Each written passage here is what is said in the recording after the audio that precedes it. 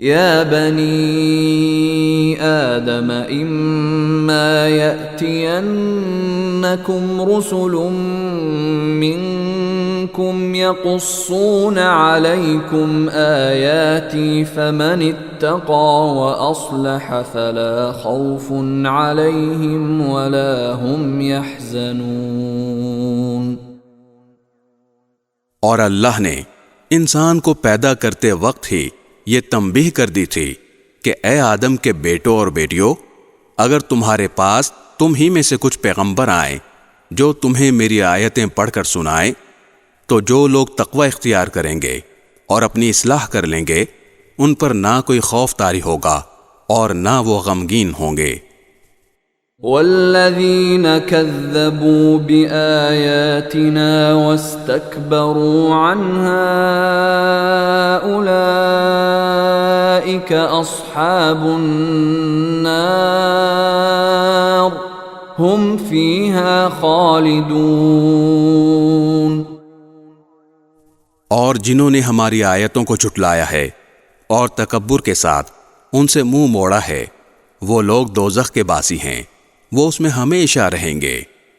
फमन अज़लमु मिम्मन इफ्तरा अला अल्लाहि कज़िबन औ कज़्ज़ब बिआयातिहि उलाइक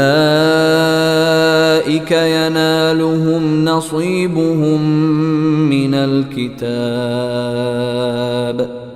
हत्ता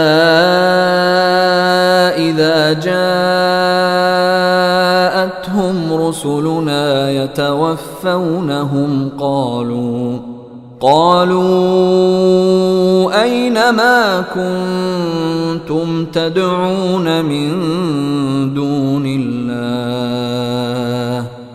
क़ालू ضल्लू अन्ना वशहिदू अला अनफुसिहिम अन्नहुम कानू काफिरीन। अब बताओ कि उस शख्स से बड़ा जालिम कौन होगा जो अल्लाह पर झूठ बांधे या उसकी आयतों को झुटलाए।